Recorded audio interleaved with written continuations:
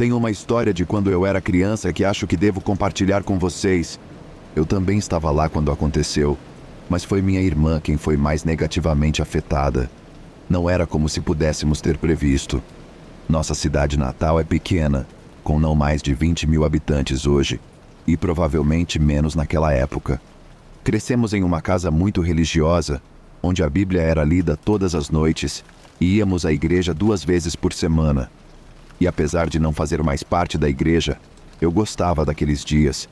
Todos eram gentis e amorosos, e era como ter uma grande família. Olhando para trás, nossa vida doméstica parece ter sido uma vida normal do meio-oeste. Martina, minha irmã, e eu nunca passamos necessidade. Nenhuma de nós jamais se sentiu sem amor ou sem apoio quando precisávamos. Quase diria que tínhamos pais perfeitos, ou pelo menos tão perfeitos quanto poderiam ser. Ainda temos uma relação muito próxima e não hesito em procurá-los sempre que preciso de ajuda com meus próprios filhos. Em resumo, considero-me muito afortunada por tê-los como pais e aspiro a ser pelo menos metade tão boa quanto eles foram conosco. Por melhores que nossos pais fossem, eles não podiam nos vigiar 24 horas por dia. Eles precisavam trabalhar e nós precisávamos ir à escola. Desde o primeiro ano, Martina e eu frequentávamos uma escola cristã privada na nossa cidade. Como a maioria das escolas normais, tínhamos um período de recreio que acontecia após o almoço, e foi durante um desses momentos que um estranho decidiu aparecer. Eu tinha 12 anos naquela época, e Martina tinha 9. Como a escola era pequena, todas as turmas tinham recreio ao mesmo tempo. Como qualquer irmã mais velha, sempre fui protetora de Martina. Mesmo quando ela estava brincando com suas amigas, eu verificava de vez em quando. Nesse dia, eu estava conversando com uma outra menina da minha idade quando ela chamou minha atenção para algo. Olhei e vi Martina conversando com um homem perto da cerca. Como eu não o reconhecia, fiquei meio nervosa. Isso foi nos anos 90, lembre-se, todos nós, crianças, estávamos sendo constantemente alertados sobre o perigo dos estranhos. Infelizmente, Martina sempre foi amigável com qualquer um que fosse simpático com ela. Em um mundo perfeito, sua inocência seria doce, mas nosso mundo está longe de ser perfeito. Corri até a nossa professora e contei o que estava acontecendo. Ela decidiu correr em direção à cerca e eu a segui de perto. O homem aparentemente fugiu assim que nos viu chegando.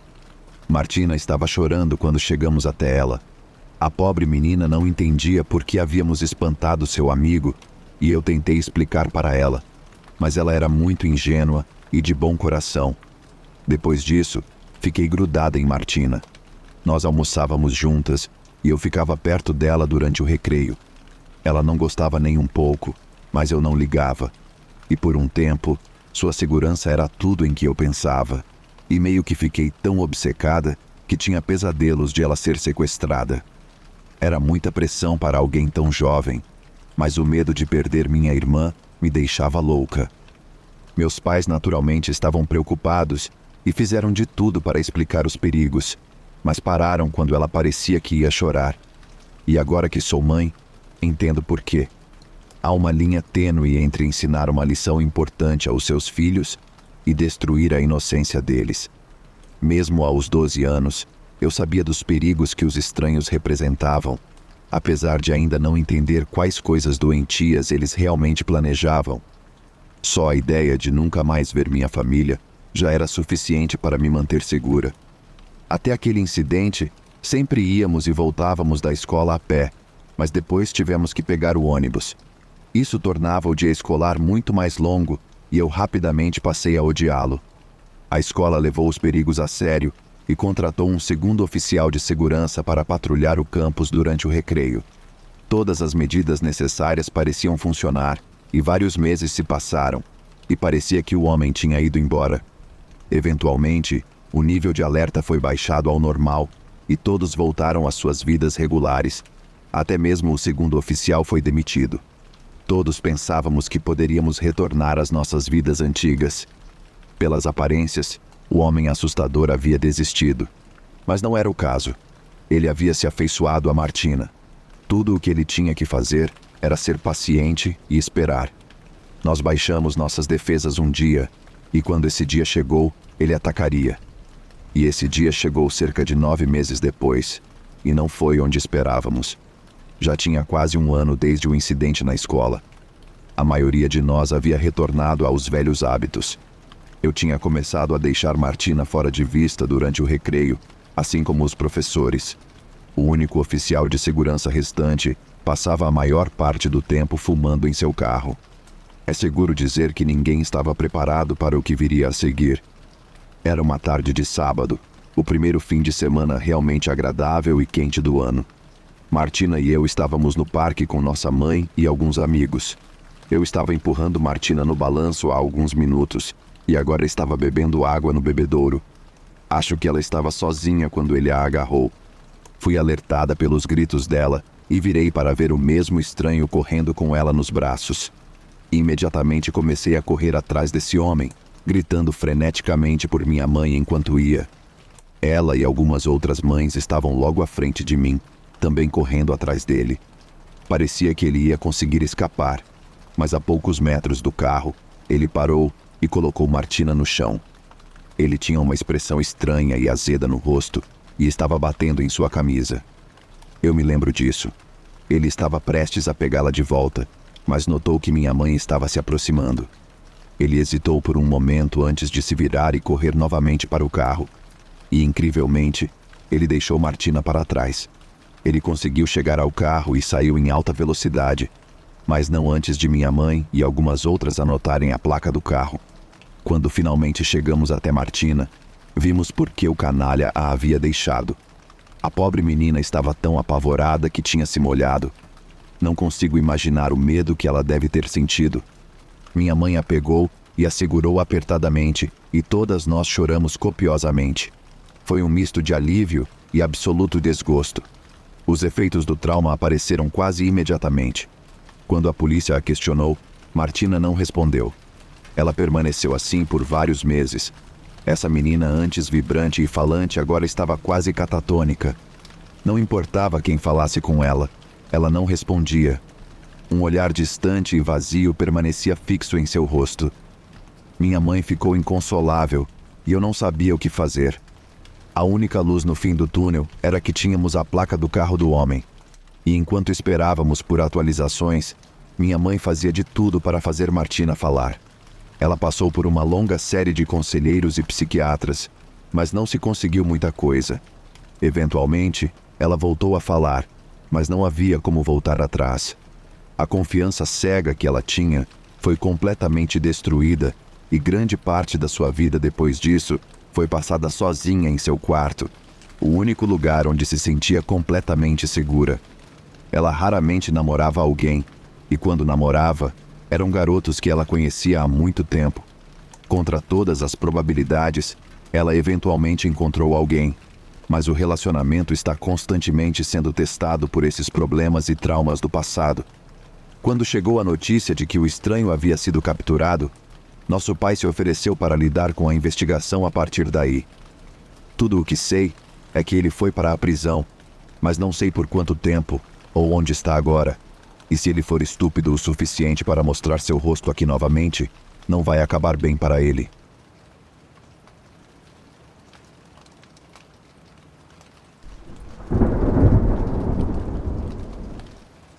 No sábado, durante as férias de 2011 para 12, eu havia acabado de completar 18 anos na primavera anterior, e minha mãe, minhas irmãs e eu estávamos viajando do Canadá para visitar amigos e familiares e passar o Natal e o Ano Novo, aproveitando o sol e relaxando na incrivelmente linda 7 Mile Beach.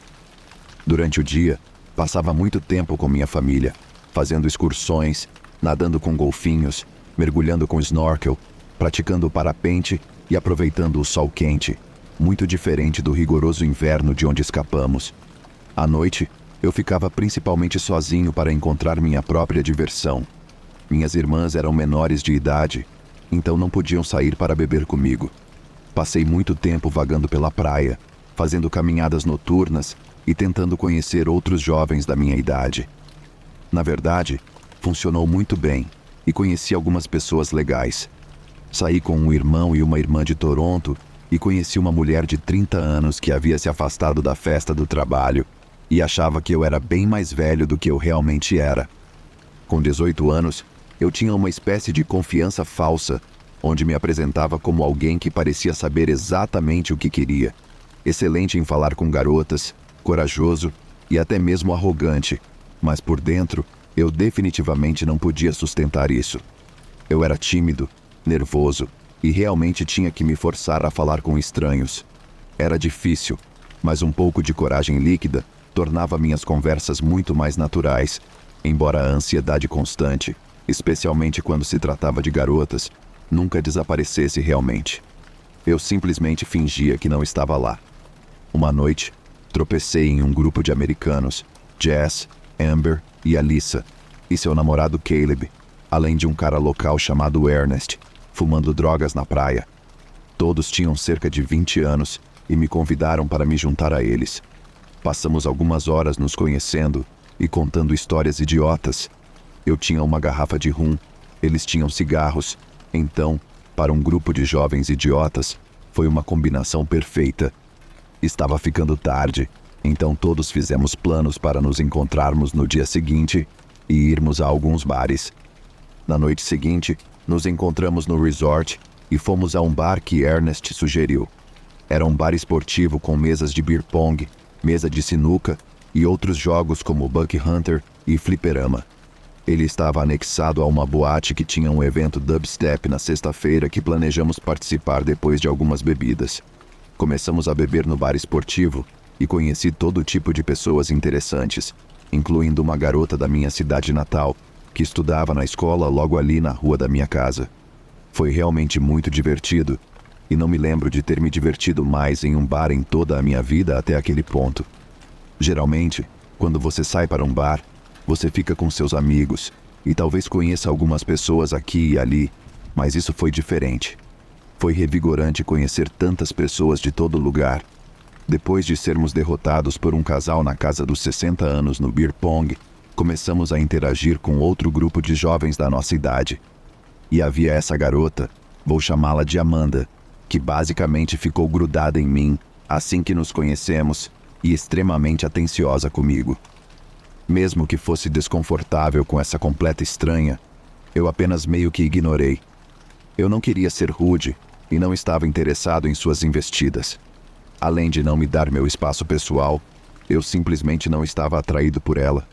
Eu até tinha uma queda pela mencionada Amber e não deixaria essa garota atrapalhar isso. Fui um pouco brusco com ela, mas ainda amigável o suficiente para não deixá-la chateada. E algumas das outras pessoas do grupo dela eram bem legais, então eu apenas deixei pra lá. Nosso grupo de 6 havia basicamente dobrado até então foi nesse ponto que todos decidimos ir para a boate. Chegamos ao bar e começamos a pedir bebidas e tentar ser o cara legal que eu achava que era. Pedi uma rodada para todo o grupo, todos estavam bem animados e eu me senti bem. Passei a bebida para Amanda e ela apertou minha bunda e me deu um piscadela. Eu basicamente ignorei isso e tomei minha bebida com o resto do grupo. Passaram-se bons 20 minutos e eu estava me divertindo dançando, bebendo e conversando com os americanos que conheci no dia anterior, quando Amanda vem cambaleando até mim e começa a me tocar novamente. "Ei, bonitão", ela diz. "Que tal você vir dançar comigo?" "Ah, não, obrigado.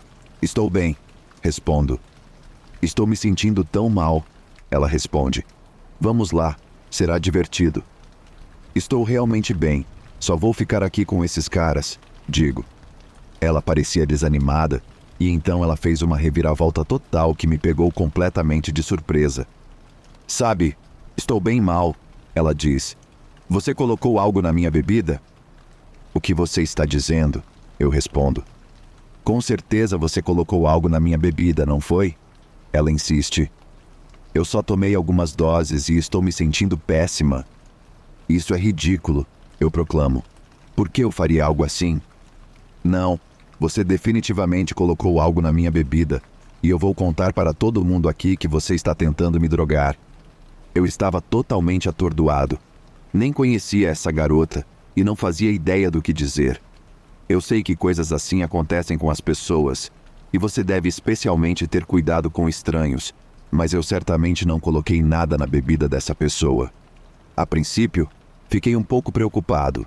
Talvez alguém mais tivesse feito isso. Mas o fato de ela estar usando isso para me ameaçar me convenceu do contrário. Juro que não coloquei nada na sua bebida, eu digo.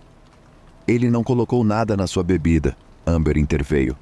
Mal conheço esse cara, mas posso te dizer que ele não colocou nada na sua bebida. Como você pode saber disso? Amanda respondeu. Talvez ele tenha colocado algo na sua bebida também. Eu estou me sentindo bem. Vocês todos estão se sentindo bem? Ela perguntou ao grupo, recebendo um sim ressonante como resposta. Nos deixe em paz e vá procurar outra pessoa para incomodar. Amanda sorriu e piscou para mim. Depois se afastou. Foi a coisa mais estranha que já vi, disse Amber. Você apenas fique conosco.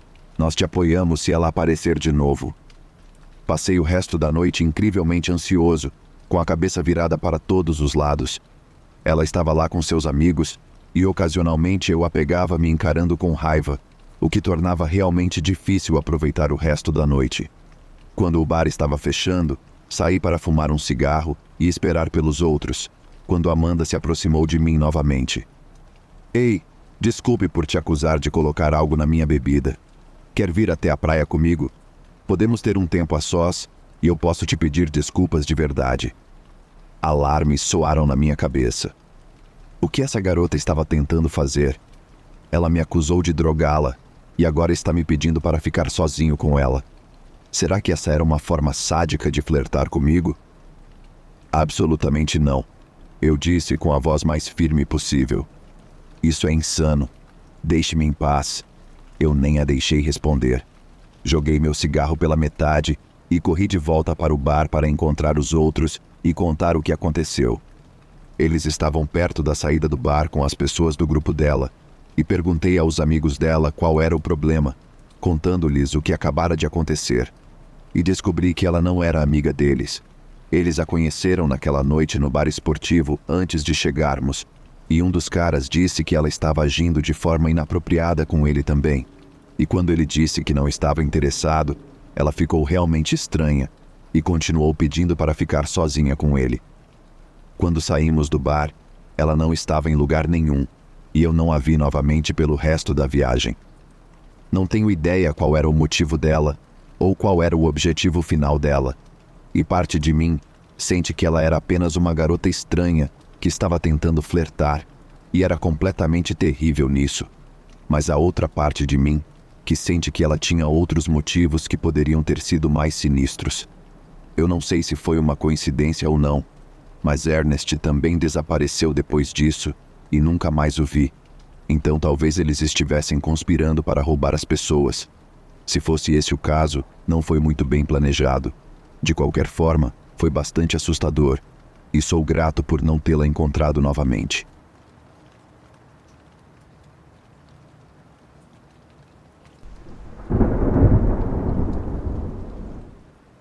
Recentemente, houve uma grande tempestade de granizo na minha região que causou muitos danos à propriedade das pessoas e, como de costume, uma enxurrada de empresas de telhados e concertos noturnos surgiram em busca de uma fatia desses generosos cheques de seguro.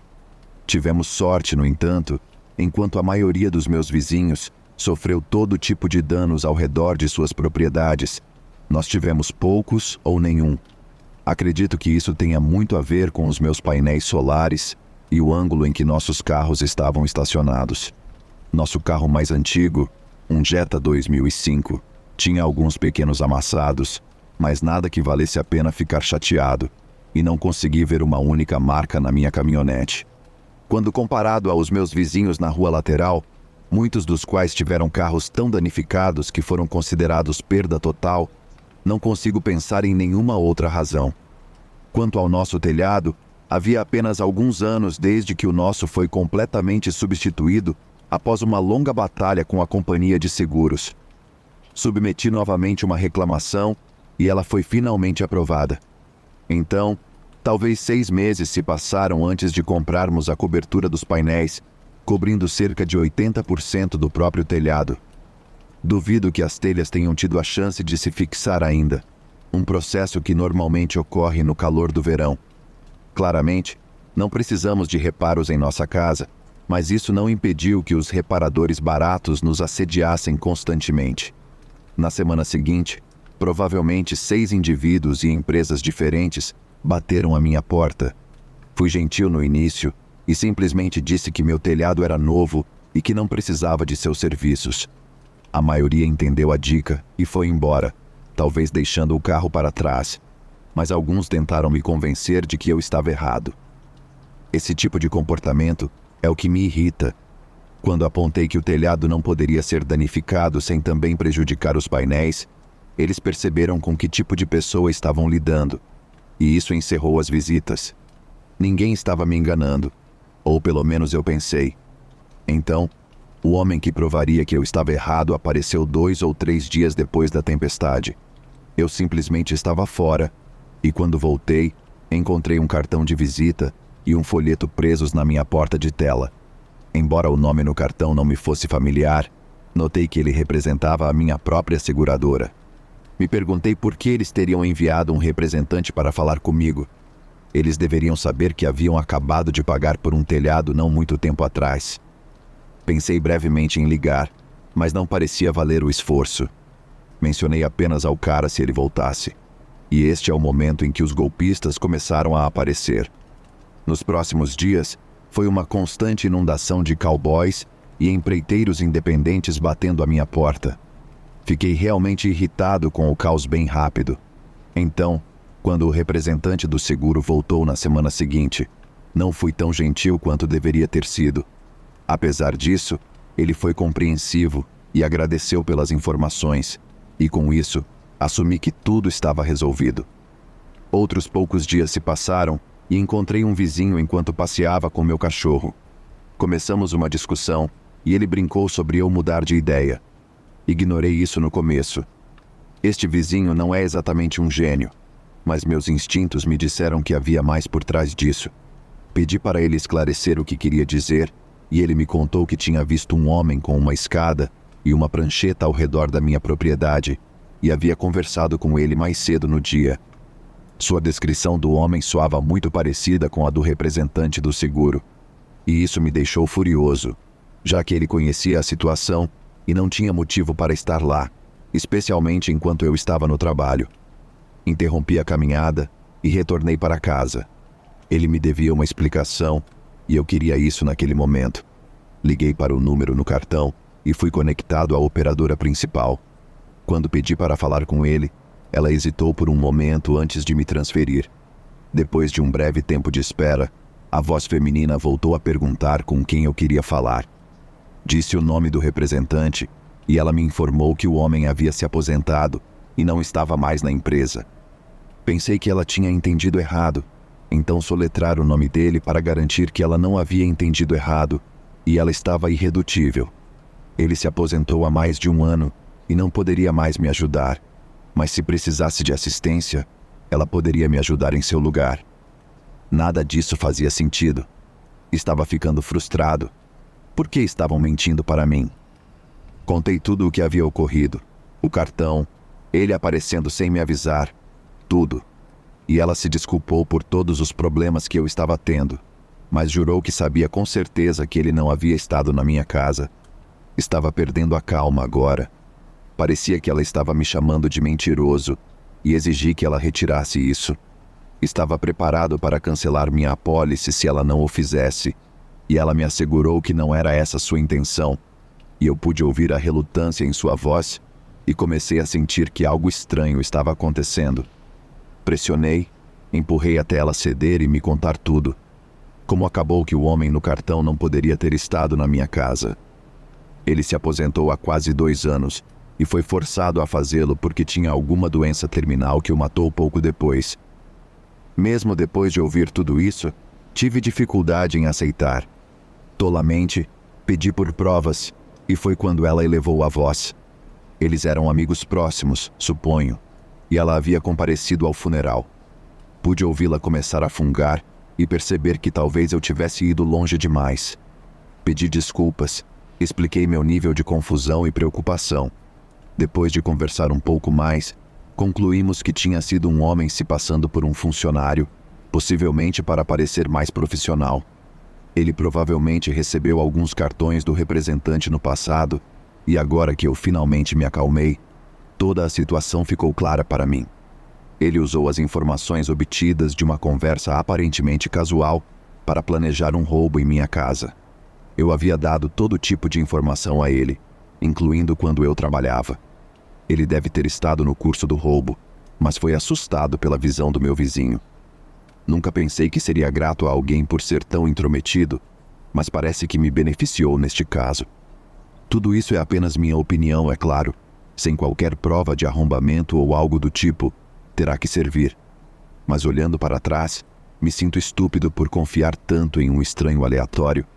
Ele deve ter sabido que o cartão funcionaria em algum idiota, que por acaso seria eu. Isso também explica por que ele foi tão compreensivo com minha insolência. Diante do que aconteceu, não converso mais com estranhos que aparecem na minha porta, por motivos óbvios. Encorajo qualquer pessoa que esteja lendo isso, caso tenham a infelicidade de ter um clima severo em sua área, a ser muito cautelosa com as pessoas que atrai. Eu pensei que estava esperto para todos os truques, mas eles me provaram errado. Se você não contatou ninguém para ir à sua casa, eles não devem ser confiáveis. Há muitas pessoas desonestas por aí, e seu número só vai aumentar à medida que a economia continua a sofrer uma queda. Faça um plano e siga-o. Caso contrário, você pode não ser tão sortudo quanto eu fui.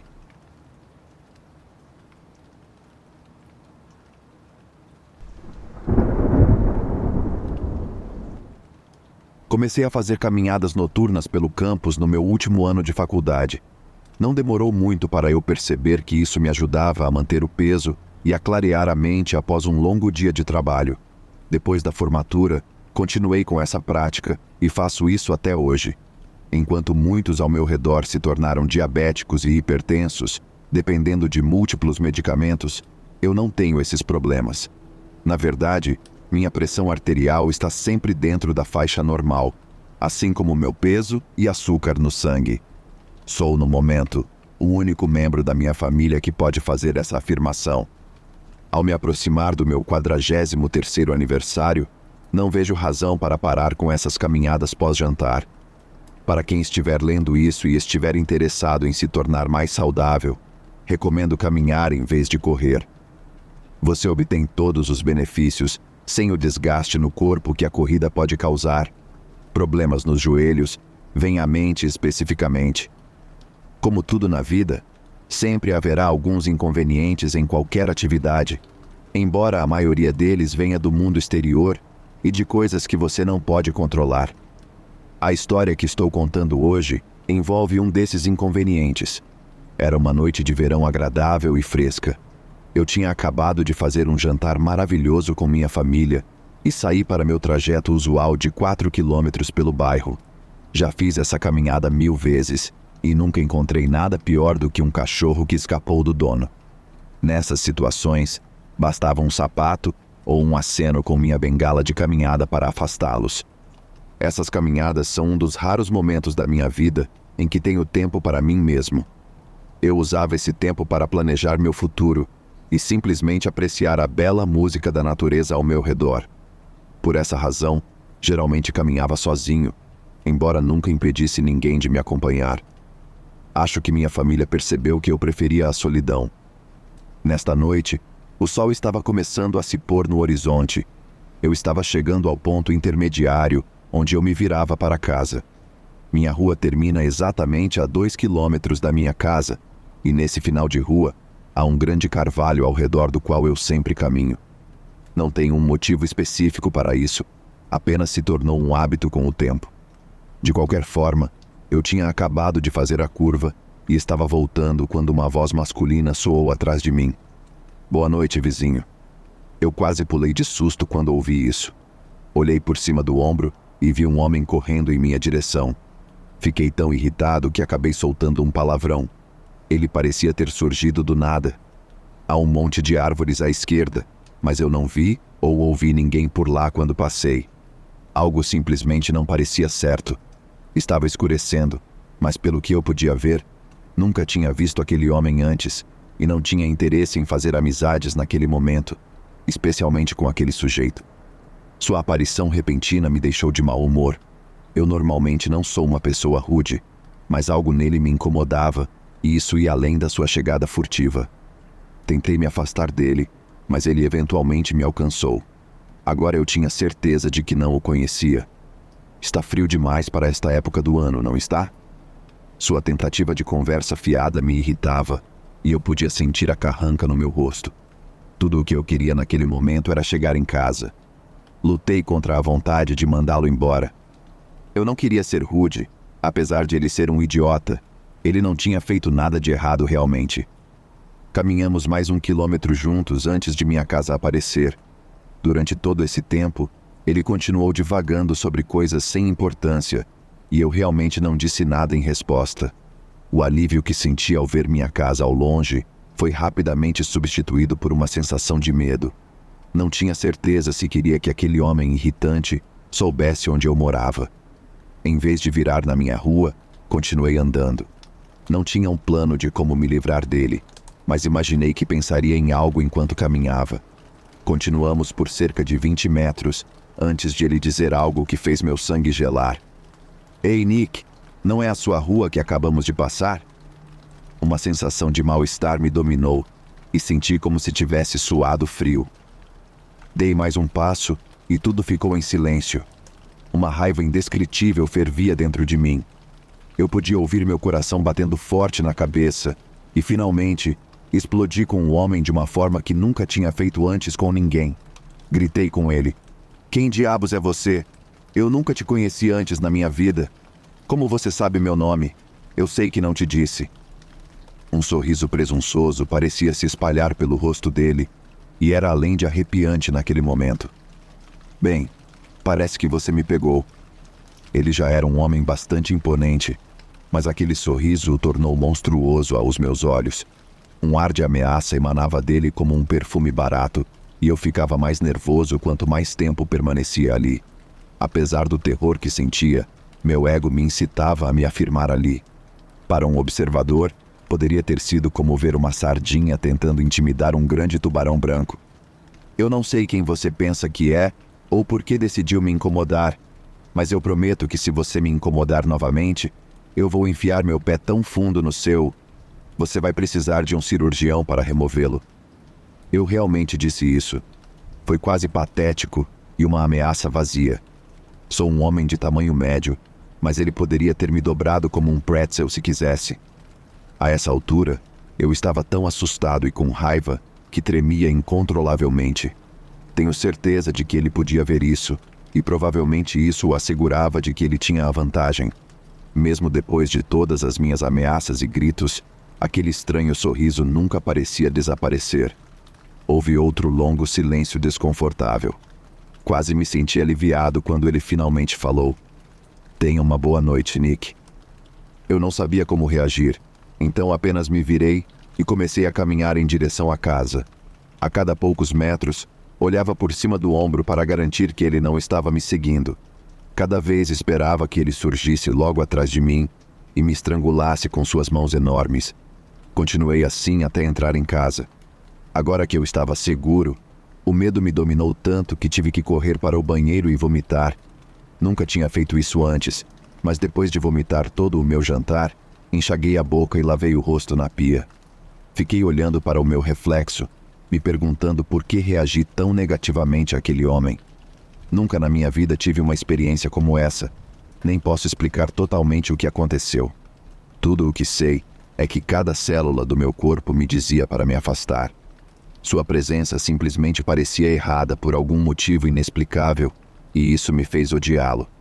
Se ele não tivesse agido tão estranho quando o confrontei, eu ainda estaria questionando meu comportamento. Agora sei que não estou explicando isso muito bem, e a maioria de vocês que estão lendo provavelmente acha que sou louco, mas só posso descrever como me senti naquele momento. Pensei brevemente em chamar a polícia, mas não tinha ideia do que diria se o fizesse. Fazer conversa fiada com um vizinho dificilmente é um crime, e se alguém agiu de forma suspeita, fui eu. Ameaçar agredir um estranho não parecia uma reação sã à situação. Escolhi ficar calado e não dizer nada, inclusive para minha esposa. Não havia como ela entender e eu não a culpo. Após aquele incidente, comecei a carregar minha arma de fogo comigo nas caminhadas noturnas e mudei a rota que fazia. Felizmente, nunca tive outra experiência como aquela novamente, mas veria aquele homem mais uma vez. Já se passaram 5 ou 6 meses desde que ele e eu conversamos, e eu estava fazendo um bom trabalho em deixar o incidente para trás. Uma tarde, minha esposa e eu estávamos descarregando mantimentos do carro quando um sedã prateado de 4 portas passou lentamente. O motorista acenou para nós, e sendo o vizinho amigável que geralmente sou, acenei de volta. Mal tinha baixado a mão quando percebi que o motorista era aquele mesmo estranho. Todos aqueles sentimentos horríveis voltaram. Aquele sorriso horrível queimado em minha mente. E não sei por quanto tempo fiquei parado ali, até que a voz da minha esposa me trouxe de volta à terra. Ela perguntou se eu estava bem e disse que eu estava branco como uma folha. Em vez de revirar toda a história e correr o risco de parecer um louco, disse que provavelmente estava desidratado. Ela aceitou a desculpa e voltamos a descarregar o carro. 5 anos se passaram e eu não vi aquele homem desde então. Apesar de ter todo esse tempo para pensar sobre isso, ainda não tenho ideia de por que ele e eu cruzamos caminhos naquele dia. Ele obviamente me procurou, mas isso é tudo que posso ter certeza. Tive algumas pequenas desavenças com alguns vizinhos, mas nada que eu ache que justificasse contratar alguém para me intimidar ou até me perseguir. Ele nunca me deu um recado ou me ameaçou como você pensaria que alguém assim faria. A menos que ele apareça novamente ou alguém toque no assunto, só posso concluir que ele me escolheu aleatoriamente para intimidar. Agora que finalmente contei às pessoas o que aconteceu, pretendo fazer com que esta seja a última vez que falo sobre isso. Espero que compartilhá-lo aqui me permita deixar isso para trás de uma vez por todas e que possa ser esquecido para sempre.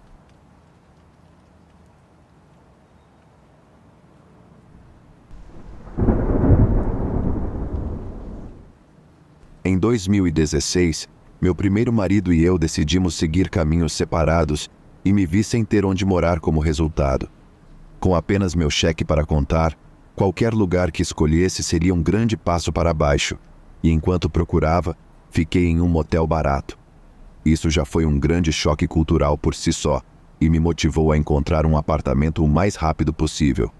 Qualquer tempo livre que eu tinha era gasto procurando, e minha determinação logo deu resultado.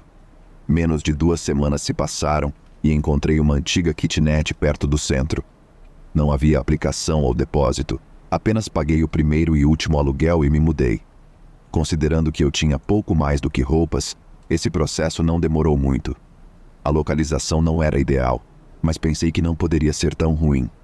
A área tinha uma baixa taxa de criminalidade, ou pelo menos era o que o gerente dizia, e mesmo que ele estivesse mentindo, eu estava tão aliviada que não me importava. Bem, como você pode imaginar, não demorou 1 semana para o meu carro ser arrombado. Logo depois, a família do outro lado do corredor foi roubada enquanto estava fora. Crimes como furtos tornaram-se comuns ao redor do complexo. Cerca de 2 meses se passaram até que fosse a minha vez. Realmente não tinha muita coisa para roubar, mas não conseguia tirar a sensação de que tinha sido violada.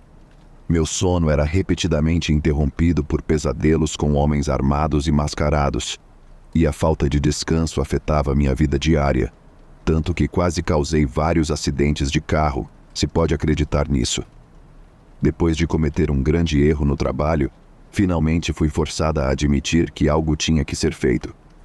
Uma vez que o gerente concordou em me liberar do contrato de aluguel, comecei a procurar imediatamente um novo lugar. Durante esse período, os furtos continuaram e se tornaram tão comuns que a polícia parou de vir investigar. Toda noite que eu tinha que permanecer naquele lugar era um teste para minha coragem e sanidade. Eu estava ainda mais motivada do que antes para encontrar um novo apartamento, mas quando encontrei, quase fui recusada por causa do preço. No final, percebi que tinha que pagar mais se quisesse segurança e aceitei. Meu novo condomínio era mais parecido com o que eu tinha crescido. Havia um portão com código e todos eram amigáveis, e me senti muito melhor depois de me mudar. Devo ter dormido umas 13 horas na primeira noite. As coisas estavam indo tão bem que eu tinha medo de que algo ruim fosse acontecer e estragasse tudo. Mas nada aconteceu, e finalmente consegui me estabelecer. Eu não tinha me mudado nem há um mês quando conheci meu primeiro vizinho. Começamos a conversar nas caixas de correio, e antes que eu percebesse, fui convidada para um churrasco. Apesar de alguns sentimentos residuais de medo que carregava do último lugar, arrisquei e aceitei o convite, e estou feliz por tê-lo feito. Este seria o evento em que conheci meu atual marido, Brad. Ele me disse depois que pensou que eu era snob porque não falava com ele, mas entendeu depois que compartilhei o que tinha vivido no meu apartamento anterior. Terminou bem, então não guardo rancor dele. E verdade seja dita, eu provavelmente era um pouco metida na época. Minha opinião para mim mesma ainda estava inflada pelo modo como fui criada. E essa história não é sobre minha vida amorosa, embora preferisse contar sobre um homem que chamarei de o Homem Sem Nome. Eu o via quase todos os dias por um mês, e tenho certeza de que não fui a única. Eu pegava minha correspondência todos os dias depois do trabalho, e o via fazendo o mesmo, ou pelo menos achava que estava na época. Minha curiosidade logo me venceu e tentei iniciar uma conversa, mas ele sempre era rápido demais. Depois de conversar com alguns vizinhos, descobri que eles tinham situações semelhantes. Exceto pelo filho de uma mulher, ninguém nunca trocou uma única palavra com ele. Ninguém sequer sabia seu nome. O garoto a quem perguntei sobre o estranho apenas mudou de assunto e correu para seu apartamento aparentemente. A localização deste apartamento era tudo o que sabíamos. As pessoas que moravam ao redor dele diziam que raramente o viam ou ouviam, e ele realmente era um enigma para todos no complexo. Qualquer pedacinho de informação que se tornava disponível se espalhava como fogo entre os moradores. Uma senhora estava tão desesperada que se jogou para ele, apenas para ser rejeitada. Toda a saga tomou um ângulo completamente novo quando o Homem Sem Nome desapareceu de repente. Todas as teorias e ideias foram propostas, mas nenhuma poderia realmente ser provada. Obviamente, nós quase o tínhamos esquecido quando a verdade veio à tona, e foi muito mais louco do que qualquer um de nós esperava. Um mês se passou e eu estava voltando da caixa de correio quando um dos meus vizinhos me parou e disse que o homem tinha sido preso. Perguntei por quê, e ela não quis me dizer. Tudo o que disse foi para eu checar o jornal. Voltei para meu apartamento e peguei o jornal local no meu computador. E você nunca vai acreditar no que aconteceu, de acordo com o artigo. A polícia recebeu uma ligação do nosso condomínio, dizendo que um homem não identificado estava morando ilegalmente em uma de nossas unidades abandonadas. O invasor foi levado sob custódia sem resistência. Quando os policiais vasculharam a unidade, encontraram mais de $5.000 em itens roubados. Os itens variavam de celulares a laptops. Mais da história foi divulgado nas próximas semanas. Sob os termos de um acordo de barganha, o homem admitiu ter cometido quase 100 arrombamentos em apartamentos e casas pela cidade. Um dos complexos de apartamentos que ele admitiu ter como alvo foi o lugar de onde eu havia fugido alguns meses antes, e minha mente explodiu. As probabilidades de lidar com isso foram astronômicas. Parece que o único lugar que ele não havia roubado era o complexo em que ele estava realmente ocupando ilegalmente. Só posso supor que ele achou que isso chamaria muita atenção para ele, e mal sabia ele que sua tentativa de se esconder era o que o fazia se destacar. A única coisa que ouvi foi como ele conseguiu ficar tanto tempo na unidade sem ser notado. Tenho algumas teorias, mas não são importantes o suficiente para incluí-las aqui. E até hoje esse continua sendo o momento mais assustador e surpreendente da minha vida.